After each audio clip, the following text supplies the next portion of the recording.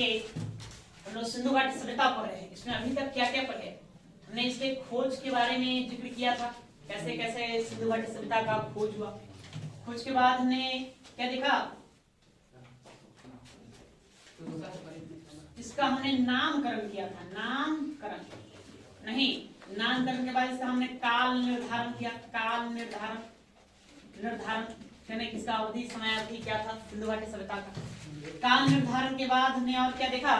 उसके बाद हमने देखा इसका उद्भव कि कैसे कैसे इसका उद्भव हुआ। इसके लिए हमने दो मत देखा। एक कौन सा? विदेशी उद्भव का मत देखा और दूसरा स्वदेशी है ना। कुछ इतिहासकार इसको विदेशियों से बनी हुई सभ्यता मानते हैं, कुछ को मानना था कि नहीं ये स्वदेश यही उत्पन्न हुआ था, यही के लोगों ने इसको बनाया।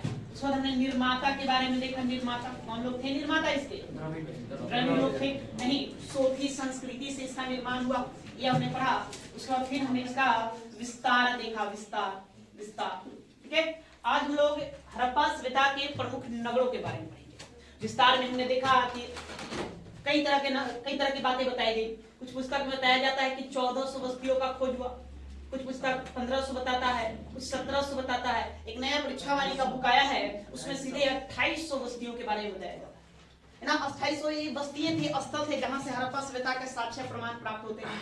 लेकिन उसमें बड़े बड़े नगर कितने थे, इसको लेकर भी इतिहासकारों में मतभेद है ना। एक इतिहासकार एस.के. पांडे वो बताते हैं कि 7 ऐसे स्थल है जिसे महानगर का हम दर्जा दे सकते हैं। 7 ही सिर्फ है ना। भले हमने यहाँ तक 2800 बस्तियों को खोज निकाला है, लेकिन 7 ही ऐसे जिसको हम किसका दर्जा देंगे? महानगर। जैसे दिल्ली, मुंबई, ये सब क्या है? महानगर।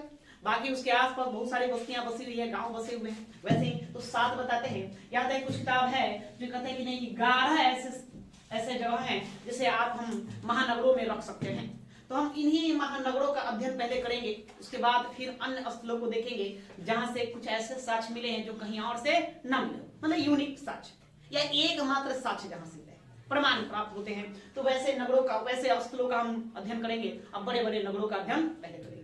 तो हेडिंग दीजिए हड़प्पा सभ्यता के प्रमुख स्थल या प्रमुख नगर। हेडिंग देंगे हड़प्पा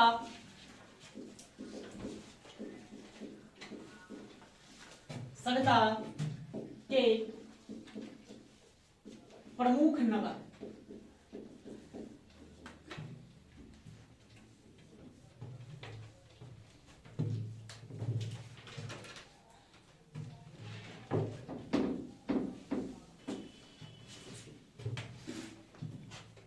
प्रमुख नगर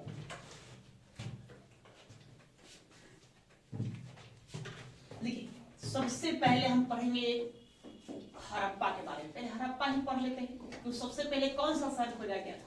हड़प्पा। देखिए, ये इन महानगरों से आपको याद क्या करना है?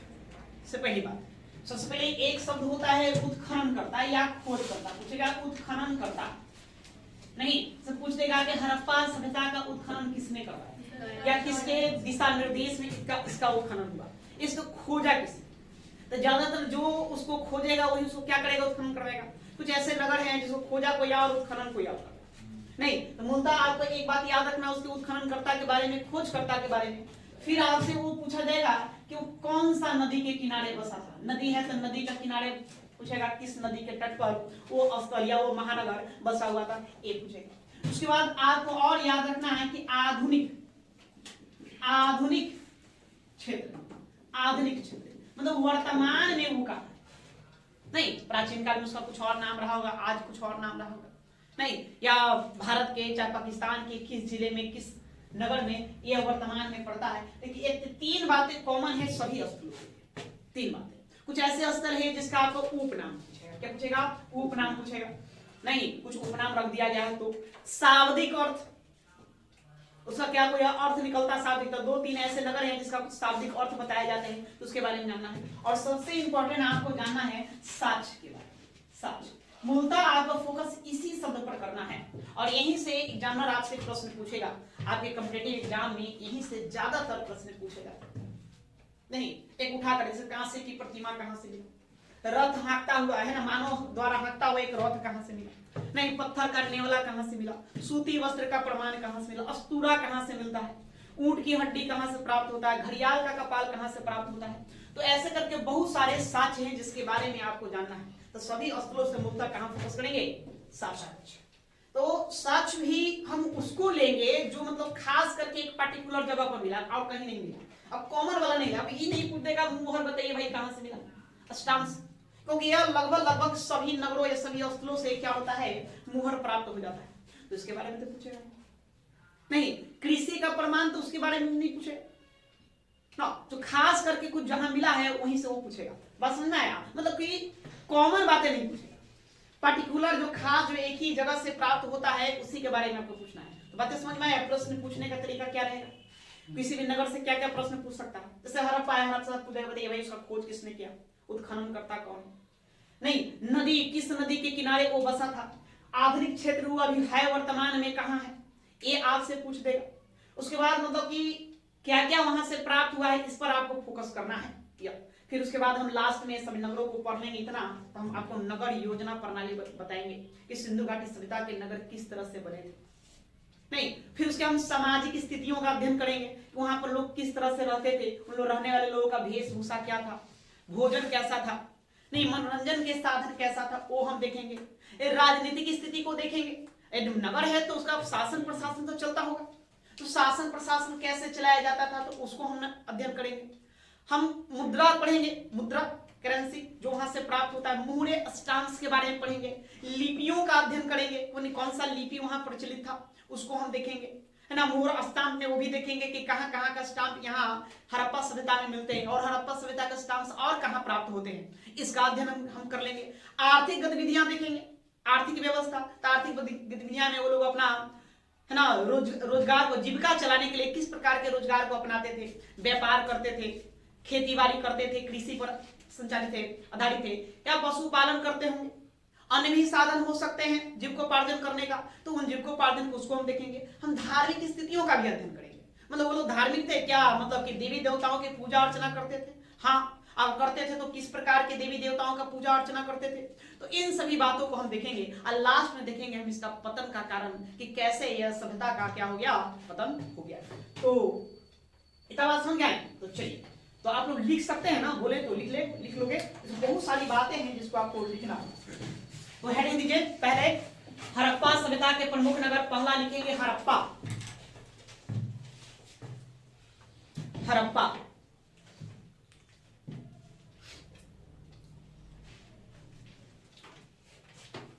एक कॉमन चलेगा, सभी में ये बात रहेगी, ठीक है। तो लिखिए उत्खनन करता,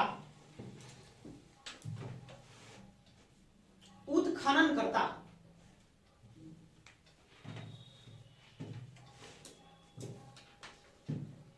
कौन, राय बहादुर दयाराम साहनी। लिखिए राय बहादुर दयाराम साहनी।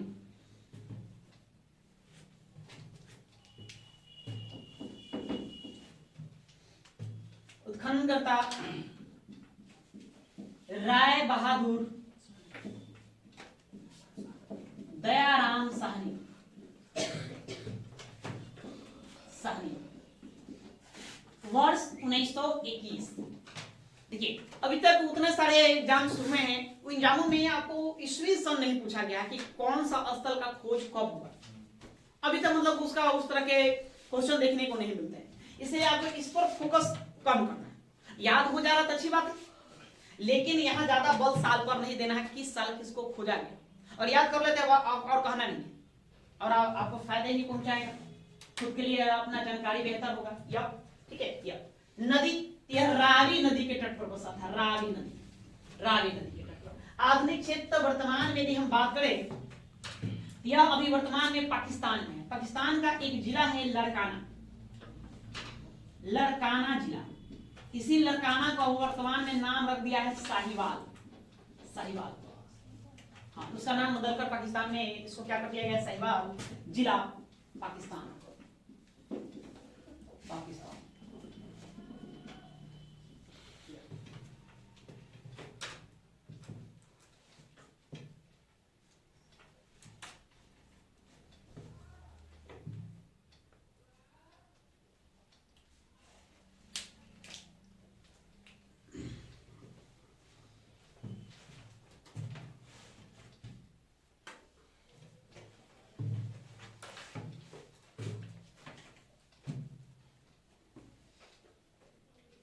बहुत सारे साक्ष्य जी तुमको लिखना पड़ा, ठीक ना, सब भुला जा रहे थे।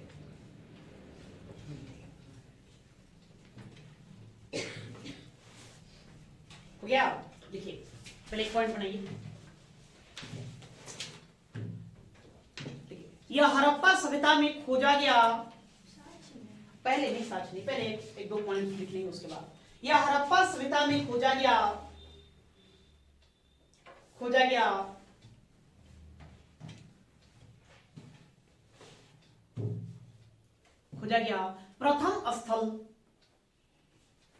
प्रथम स्थल है।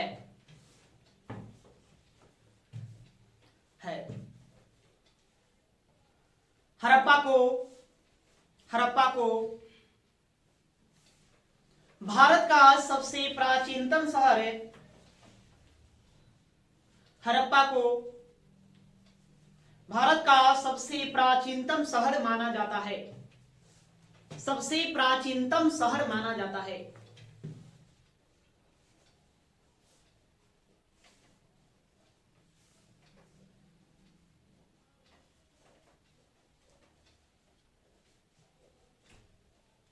माना जाता है।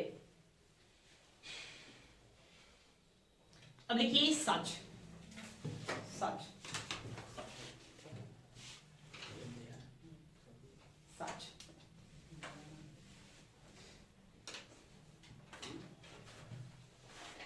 लिखेंगे श्रमिक आवास। श्रमिक मतलब मजदूरों को रहने का आवास का प्रमाण यहां से प्राप्त होता है। श्रमिक आवास।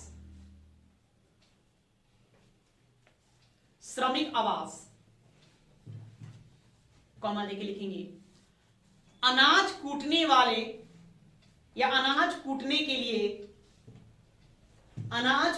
लिए 18 गोल चबूतरे। 18 गोल चबूतरे।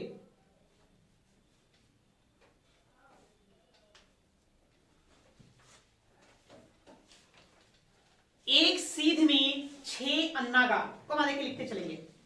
अन्नागार अनाज रखने वाला घर था।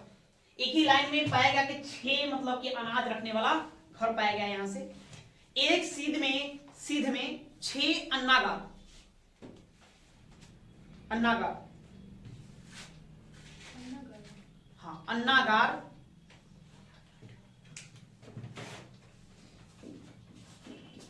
अन्नागार गोदाम कहिए, आज इसको हम क्या कहेंगे? गोदाम।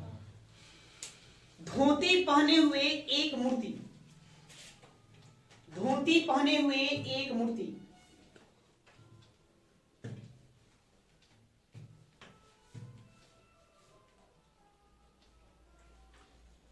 कॉमा एक बर्तन। एक बर्तन जिस पर मछुआरे का चित्र अंकित है। एक बर्तन जिस पर मछुआरे का चित्र अंकित है।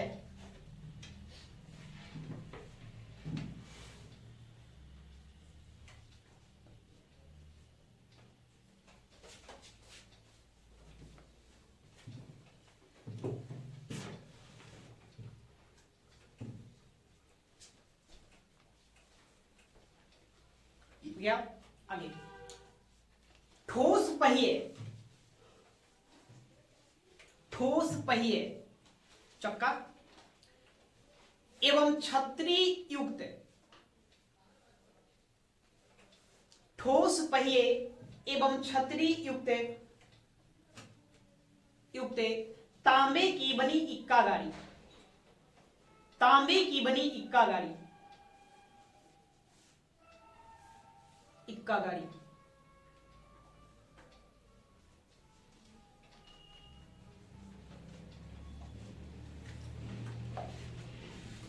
संघ का बना बैल।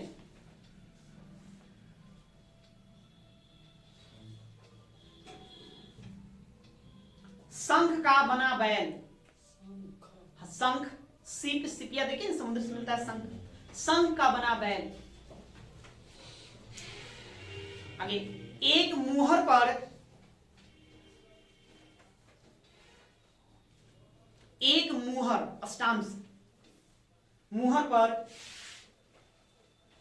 पैर से सर्प को दबाए, पैर से सर्प को दबाए, दबाए, सर्प मतलब सांप को दबाए, गरुड़ का चित्र, गरुड़ का चित्र। सांप का दुश्मन कौन है जी? हाँ, एक नेवला है, दूसरा गरुड़ है, ये सब मतलब सांप का दुश्मन है। तो एक मोहर अष्टांग से पाया गया है जिसमें दिखाया गया है कि है ना कि सांप को पैर से दबा रखा है कौन? गरुड़। मोर भी है, आदमी नहीं है। अरे आदमी तो सबका दुश्मन है। सबसे बेकार कोई प्राणी है पृथ्वी पे तो मनुष्य है। नहीं, वो विनाश करना सिर्फ जानता है ना, जो मिला उसको मार देगा। देखता है कि है ना कि शेर, टाइगर, है ना, चीता, सबको मार के खाल को पहना का अपना दीवारों को लटका रखा है। जूता पहनता, जूता तो जूता क्या चमड़े का बना है ना जी, कहीं ना कहीं जीव की हत्या तो किया होगा। तो मनुष्य से बड़ा है ना क्या कह सकते हैं, भक्षी कोई नहीं, तो क्या कहो, सब कुछ भक्षण करने वाला। आगे लिखिए, कांसा निर्मित दर्पण, कांसा निर्मित दर्पण,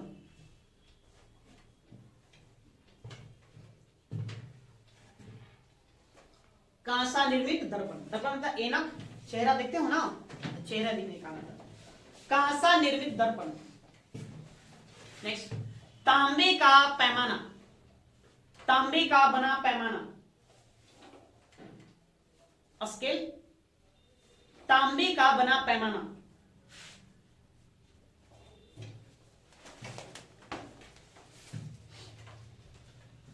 पत्थर का बना शिवलिंग, पत्थर का बना शिवलिंग, शिवलिंग, शिवलिंग, मिट्टी की टोकरी, मिट्टी की बनी टोकरी,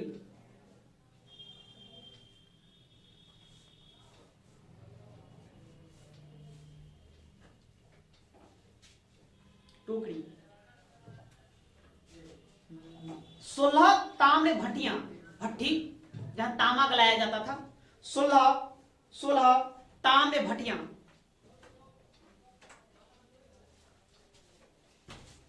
एक और लिखिए, तांबे का बना ताबीज,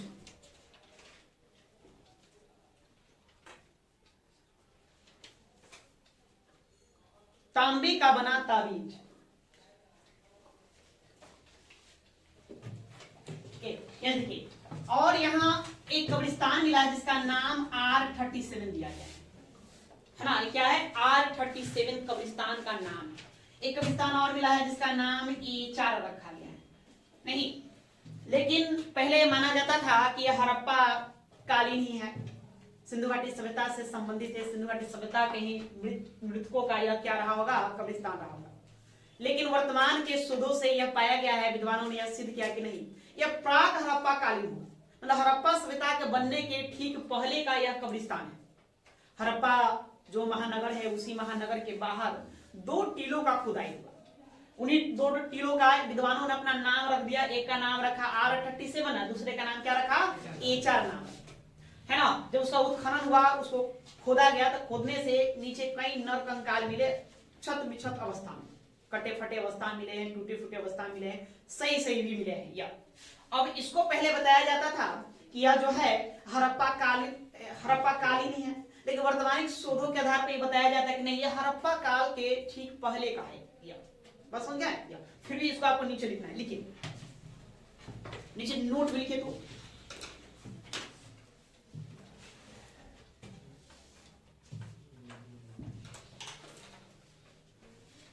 हड़प्पा नगर के बाहर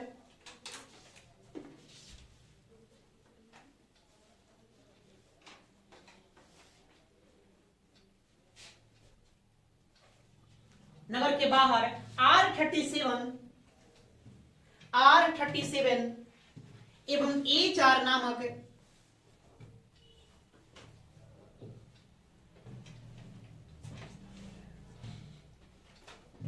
R37 और E4 नामक दो कब्रिस्तान के साक्ष्य प्राप्त होते हैं।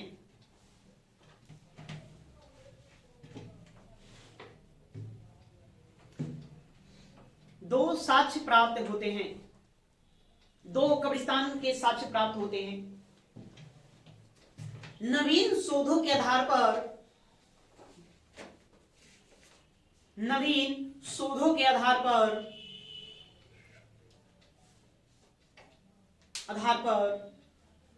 यह बताया गया है कि नवीन शोधों के आधार पर यह बताया गया है कि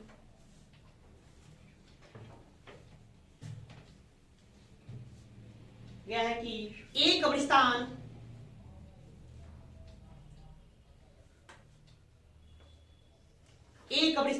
पूर्व हड़प्पा सभ्यता के हैं, पूर्व हड़प्पा सभ्यता के हैं।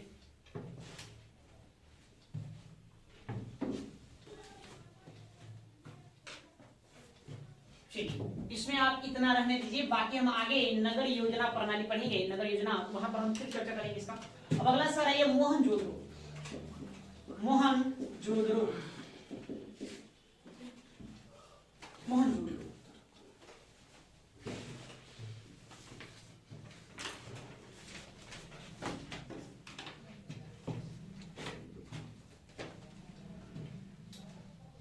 मोहनजोदड़ो इसके उत्खननकर्ता लिखिए राखाल दास बनर्जी। उत्खननकर्ता राखाल दास बनर्जी।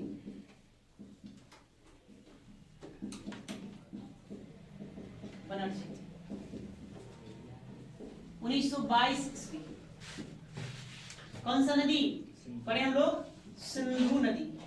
सिंधु नदी किनारे में वर्तमान में यदि हम बात करें तो मांटगोमरी जिला, मांटगोमरी जिला पाकिस्तान में, ये भी पाकिस्तान है। इसका शाब्दिक अर्थ होता है मोहनजोदड़ो का शाब्दिक अर्थ मुर्दों का टीला, मुर्दों का टीला, या हम इसी को कहेंगे हम मृतकों का टीला, मृतकों का टीला। कुछ विद्वानों ने इसका एक उपनाम भी दिया है। उपनाम इसको क्या कहा गया? इसको सिंध का नखलिस्तान कहा गया। सिंध का नखलिस्तान, नखलिस्तान।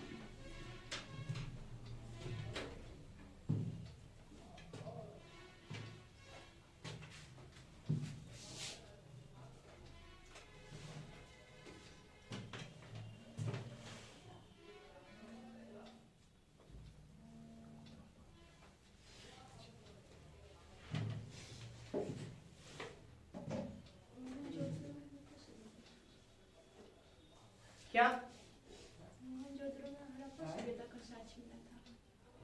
सभी तो हड़प्पा कालीन स्थल है ना? हमने कल ही क्लास में पढ़ा हड़प्पा कालीन स्थल है ना, बहुत सारे मिले हैं। इसमें बड़े बड़े महानगरों के बारे में हम अध्ययन कर रहे हैं। ठीक है, या इसमें पहले दूसरा देखना है। हो गया? लिखो आगे लिखिए। पेन थोड़ा फटाफट चलाओ, स्लो नहीं चलो।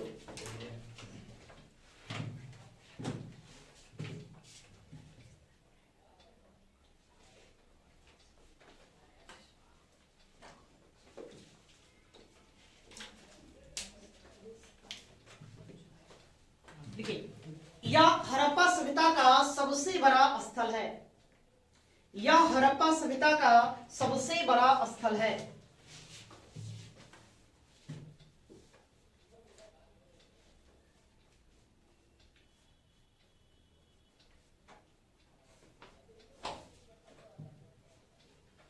यह हड़प्पा सभ्यता का सबसे बड़ा स्थल है। आगे लिखेंगे हड़प्पा और मोहनजोदड़ो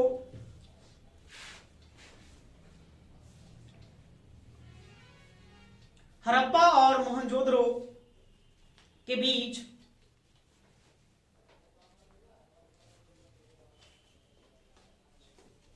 हड़प्पा और मोहनजोदड़ो के बीच 640 किलोमीटर की दूरी 140 किलोमीटर की दूरी थी।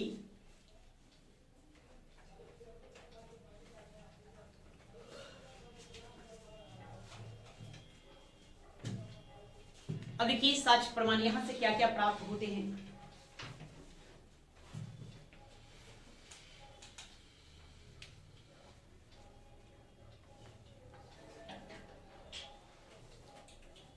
देखिए, कांसे की बनी नर्तकी, कांसे की बनी नर्तकी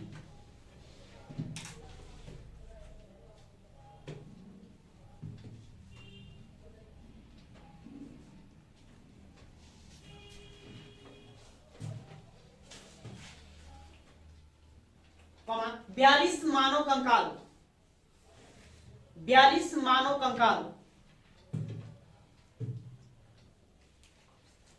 42 मानव कंकाल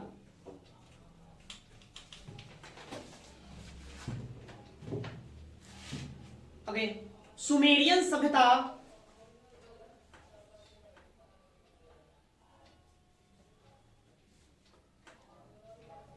सुमेरियन सभ्यता की नाव चित्रित मुहर, की नाव चित्रित मुहर,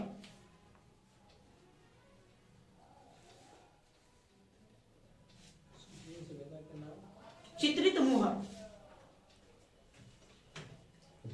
पुजारी की मूर्ति,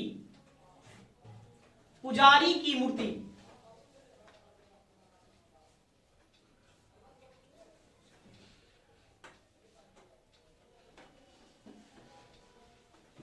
पशुपतिनाथ की मूर्ति, पशुपतिनाथ की मूर्ति,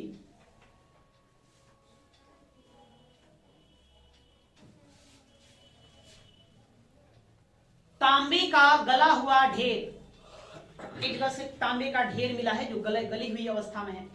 तांबे का गला हुआ ढेर,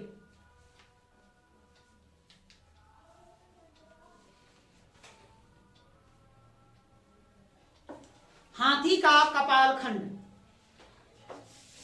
हाथी का कपाल खंड, खोपड़ी,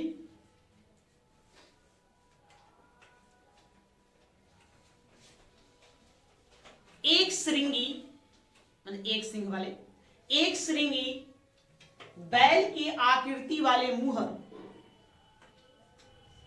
एक श्रृंगी बैल के आकृति वाले मुहर,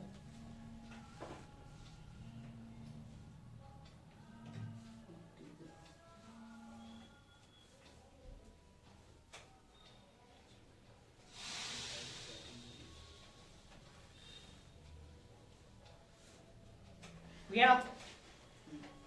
और क्या मिलेंगे देखिए, बृहद स्नानागार, बृहद स्नानागार,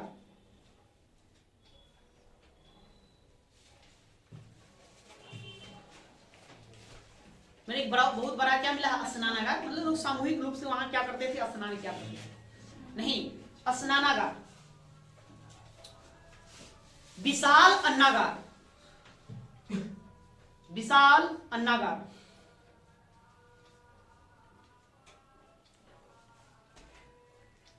पुरोहित आवास,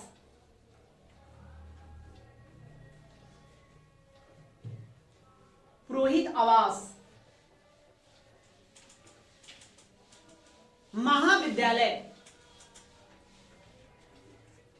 महाविद्यालय, हाँ कॉलेज कहिए। उसके बाद और लिखिए सभागार, सभागार,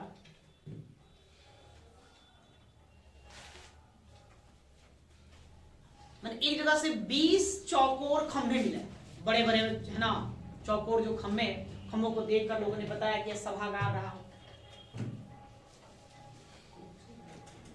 20 चौकोर खंभे,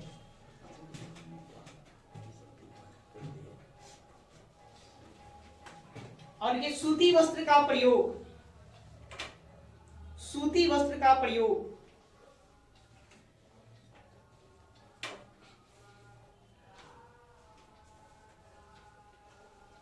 वस्त्र का प्रयोग इत्यादि कर दो।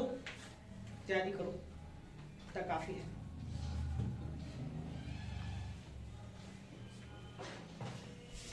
अगला नगर लिखे चांदुद्रो।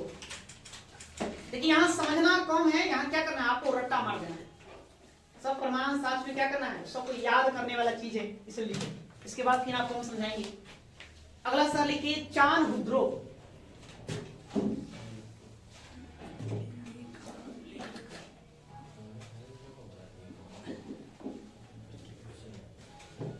चांदुद्रो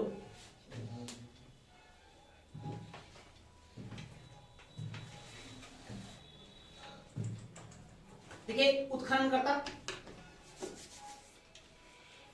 इसका खोज 1931 में गोपाल मजूमदार करेंगे।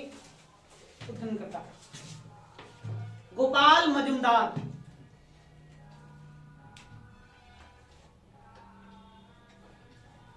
वर्ष 1931 पोस्ट में डाल देंगे। मजूमदार,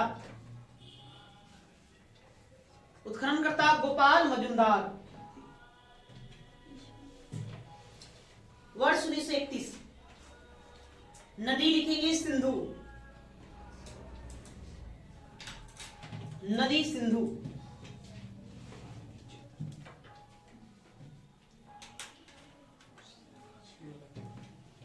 सिंधु। आधुनिक क्षेत्र लिखेंगे सिंध प्रांत पाकिस्तान, सिंध प्रांत पाकिस्तान।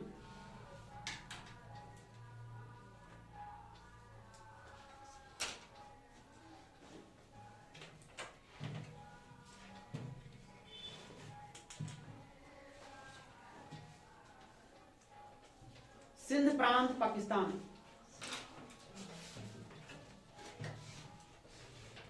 देखो सच,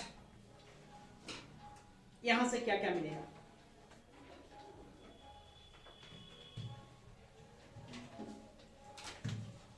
देखिए यहां से हड़प्पा सभ्यता, यहां से हड़प्पा सभ्यता के तीनों चरणों का प्रमाण प्राप्त होता है। यहां से हड़प्पा सभ्यता के तीनों चरणों, हड़प्पा सभ्यता के तीनों चरणों का साक्ष्य प्राप्त होता है।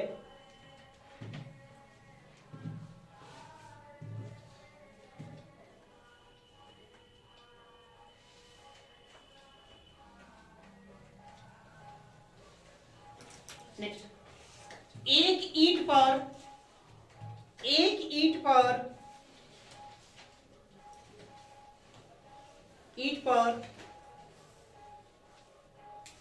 बिल्ली के पीछा करते हुए कुत्ते का पद चिन्ह। एक ईंट पर बिल्ली के पीछा करते हुए कुत्ते का पद चिन्ह।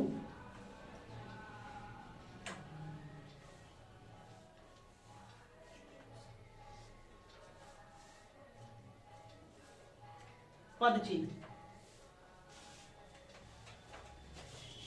आगे वक्राकार ईंटें, वक्राकार ईंटें।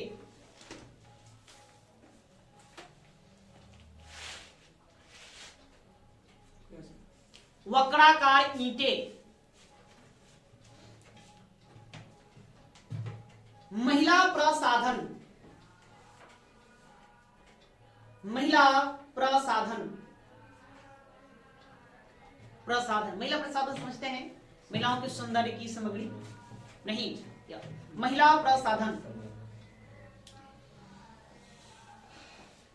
मनका बनाने का कारखाना, मनका,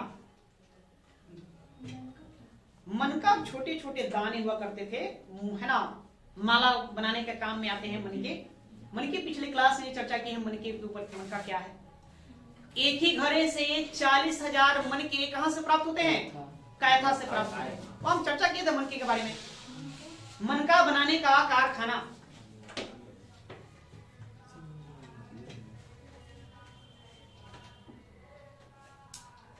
एक मुद्रा पर 3 घड़ियाल का चित्र, एक मुद्रा पर 3 घड़ियाल, 3 घड़ियाल का चित्र।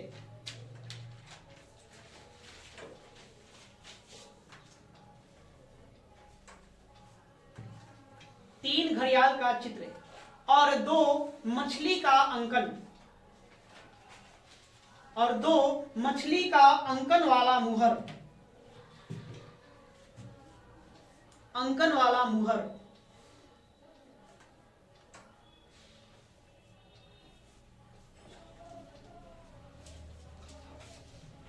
वाला मुहर। वहीं पर नोट में लिखे तो नोट। यह शहर शिल्पकारी के लिए प्रसिद्ध था, शिल्पकारी के लिए प्रसिद्ध था।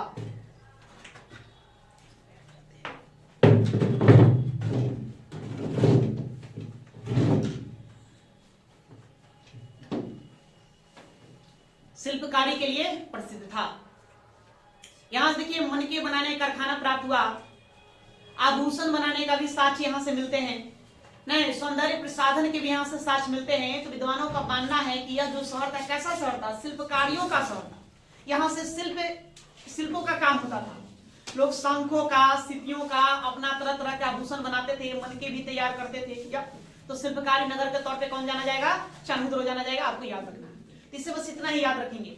अब लिखिए अगला शहर क्या लिखोगे, लिखो लोथल। लोथल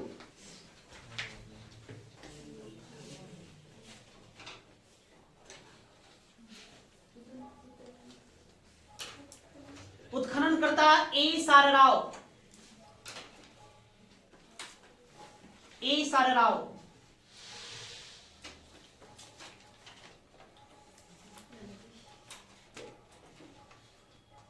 ए साराव वर्ष 1934।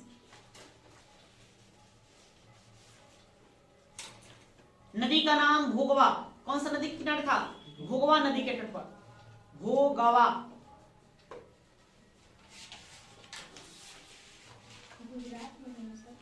वो बता रहे हैं, सब बताएंगे।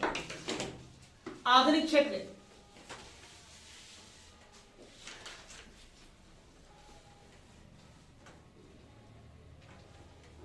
अहमदाबाद गुजरात, अहमदाबाद गुजरात।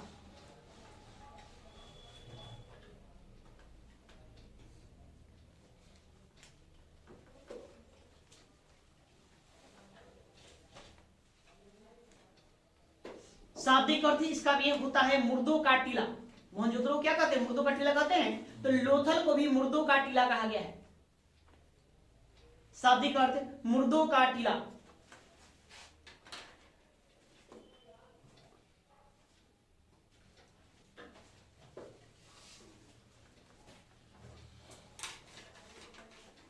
बहुत स्लो लिख रहे हो, नहीं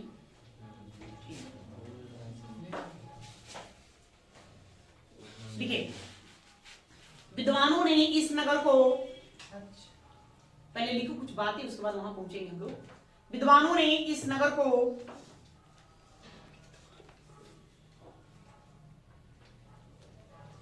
लघु हड़प्पा या लघु मोहनजोदड़ो, लघु हड़प्पा या लघु मोहनजोदड़ो भी कहा है।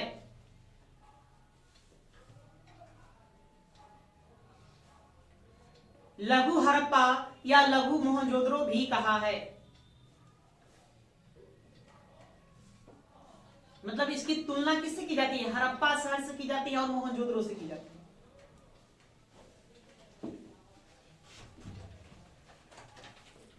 यह एक पतन नगर था, यह एक पतन नगर था।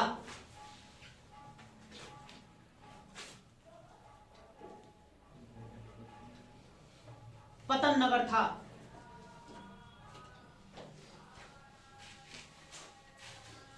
सिंधु घाटी सभ्यता के लोग, सिंधु घाटी सभ्यता के लोग इसी नगर से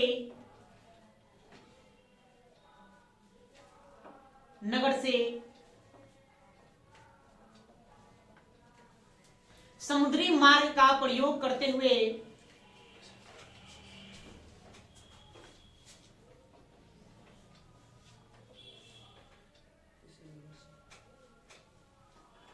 सिंधु घाटी सभ्यता के लोग इसी नगर से समुद्री मार्ग का प्रयोग करते हुए मार्ग का प्रयोग करते हुए मिस्र एवं मेसोपोटामिया की सभ्यता मिस्र एवं मेसोपोटामिया की सभ्यता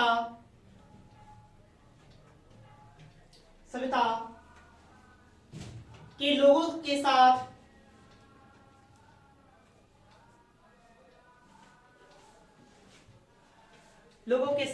संपर्क साझा करते थे।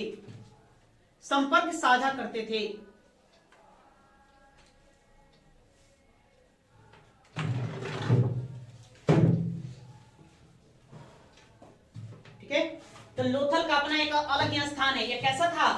यह पतन नगर, पतन समझते हैं ना जी, पतन नगर मतलब बंदरगाह। यहाँ से नाव खुलता था और नाव के द्वारा लोगों को अगर मिस्र जाना होता था तो यहीं से नाव पकड़ते थे, हम मिस्र जाते थे।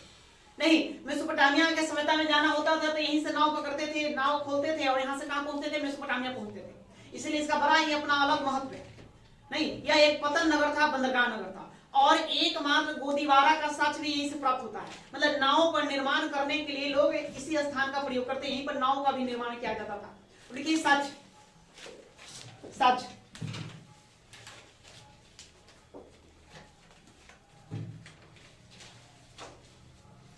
गोदीवारा को और हम क्या कहेंगे? अंग्रेजी में इसको हम डॉकयार्ड कहते हैं। गोदीवारा, डॉकयार्ड।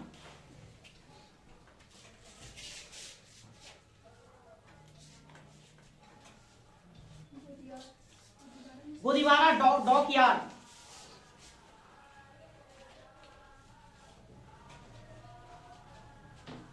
आगे कॉमन लिखते चलिए। अग्नि वेदिकाएं, हवन कुंड,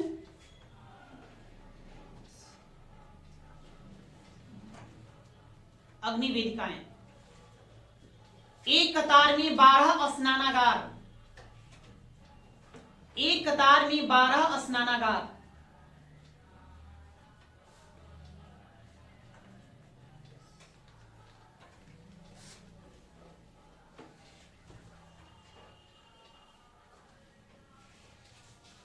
तीन युगल मतलब ज्वाइंट समाधान,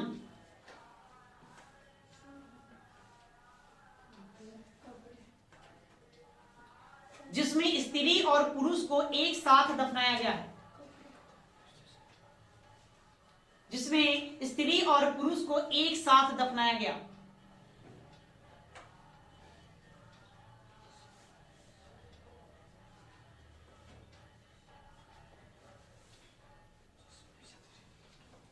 दफनाया गया।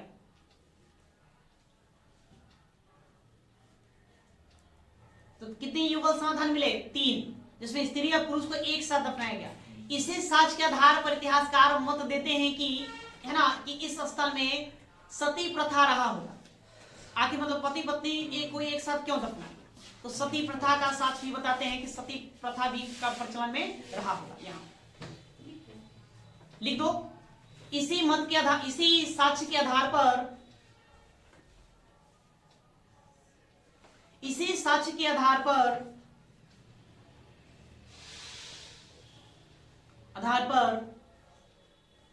इतिहासकार सती प्रथा का प्रमाण देते हैं।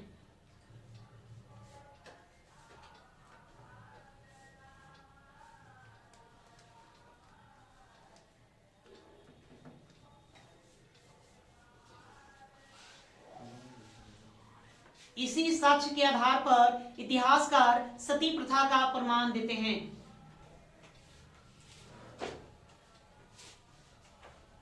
हो गया? आगे एक मम्मी समझते हैं? मिस्र सभ्यता में लोग क्या करते हैं? कोई व्यक्ति मर जाता है तो उसको कपड़े में लपेट कर है ना, सो तेल में डाल करके दफना दिया जाता है, या यूं ही दफना दिया जाता है। उसी को क्या कहा गया? मम्मी कहा गया। तो एक मम्मी भी यहां से प्राप्त हुआ है। तो मम्मी यहाँ लोथल में क्या करने आ गया था? हो सकता है कि मिस्र के लोग यहाँ आए होंगे व्यापार करने के उद्देश्य या अन्य कार्य के उद्देश्य से। यही उनका क्या हो गया? निधन हो गया। तो उनका समाधि यहीं बना दी गई। तो एक मम्मी का भी प्रमाण मिलता है। देखो, एक मम्मी।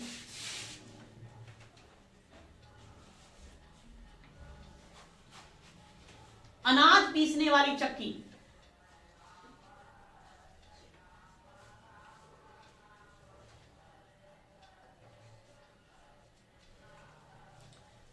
पीसने वाली चक्की। पत्थर का बना गोरिल्ला, गोरिल्ला।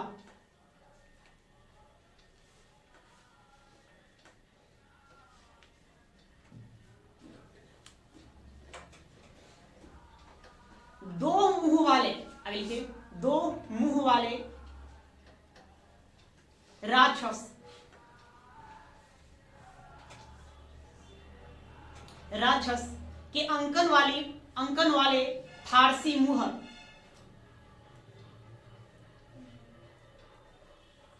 फारसी मुहर।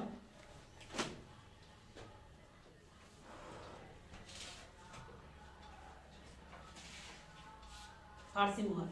एक मृदभांड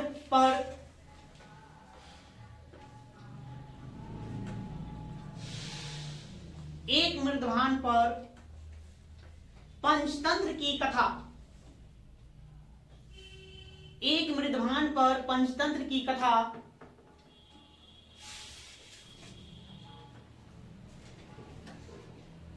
पंचतंत्र की कथा की लोमड़ी का चित्रण, की लोमड़ी का चित्रण।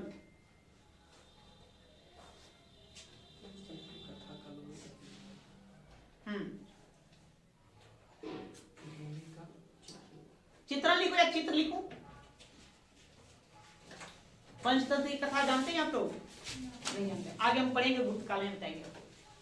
आगे लिखिए नेक्स्ट, हाथी दांत का पैमाना, हाथी दांत का पैमाना।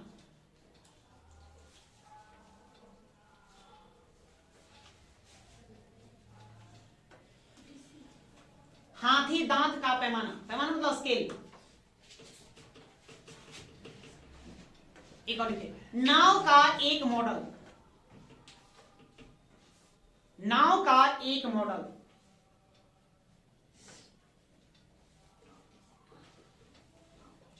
हाँ इटीसी कर दो, बहुत हो गया।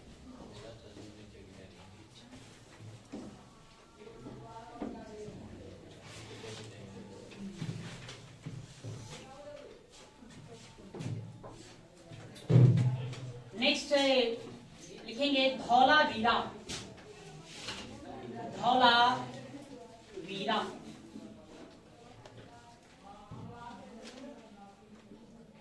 धौला वीरा। अगला सब लिखिए,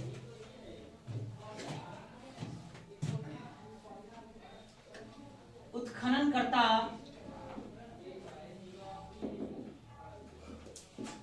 जेपी शर्मा,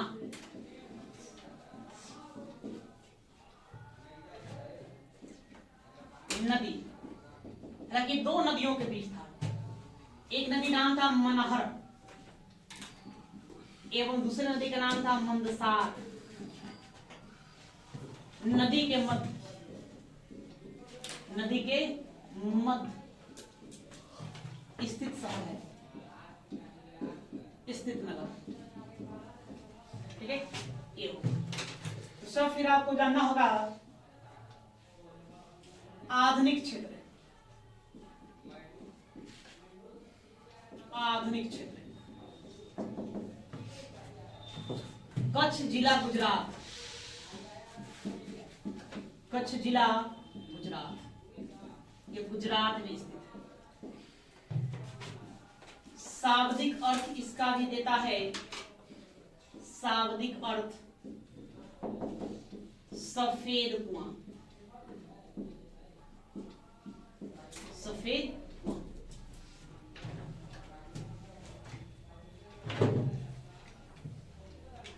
वर्ष लिखना है तो लिख लो 1968-69 ईस्वी।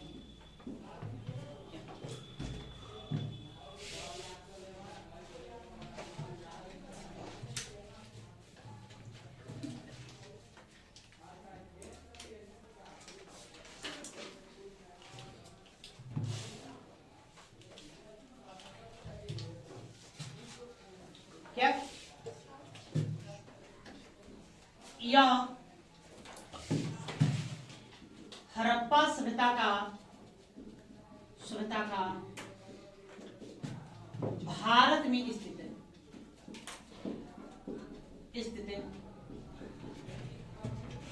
दूसरा सबसे बड़ा शहर था।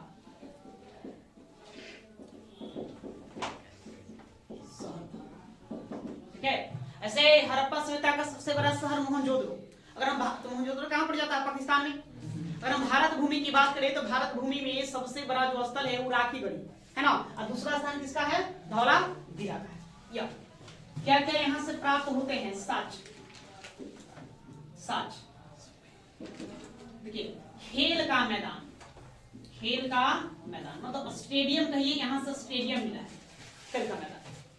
ओके, यहीं से आपको मिलता है विशाल जलाशय।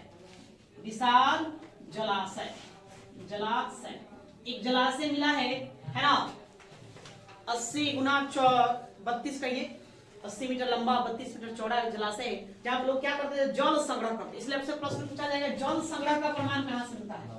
तो जल संग्रह, संग्रह का प्रमाण ये भी धौलावीरा ही कहेंगे प्रमाण, ये यहां से मिलेगा।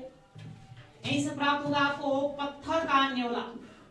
पत्थर का न्योला, पत्थर से बना हुआ न्योला यहीं से मिलता है, यहीं से।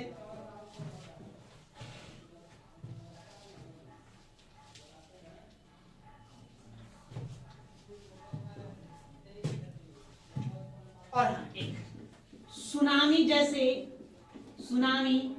जैसे समुद्री तूफान, तूफान का साक्ष्य भी यहां से प्राप्त होता है, सुनामी।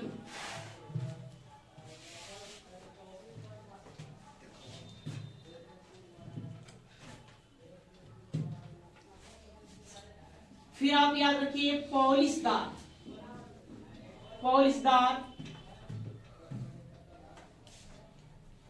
पत्थर के उपकरण यहीं से प्राप्त होते हैं, यहाँ से पत्थरों का भी उपकरण प्राप्त होते हैं। अब आगे करता हूँ इतना।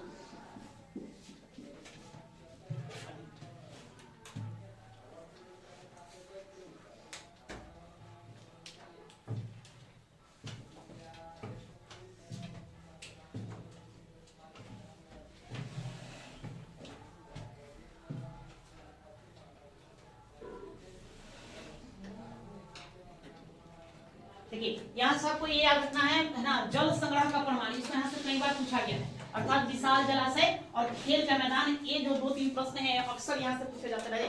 इसका साक्ष्य कहां से मिला है? कहां से लेगा? धौलावीरा से। धौलावीरा वही कच्छ जिला में, गुजरात के कच्छ जिला में एक टापू पर निर्मित यह शहर था। इसके टीलों के ऊपर एक कुआं पाया गया, उसी कुएं का आधार पर इसका नाम क्या रख दिया गया? धौलावीरा नाम रख दिया गया। अब इसको रहने देते हैं, बाकी हम कल देखेंगे, कल के क्लास में इसको देखा जाएगा। सब थक गया, उठ गया है तो कल तेरी याद करके आना, हमको तेरी सुना देना, पहले पीट लेंगे 2-4 के, उसके बाद पढ़ेंगे। कल ऐसा नहीं करेगा, आ जाएगा।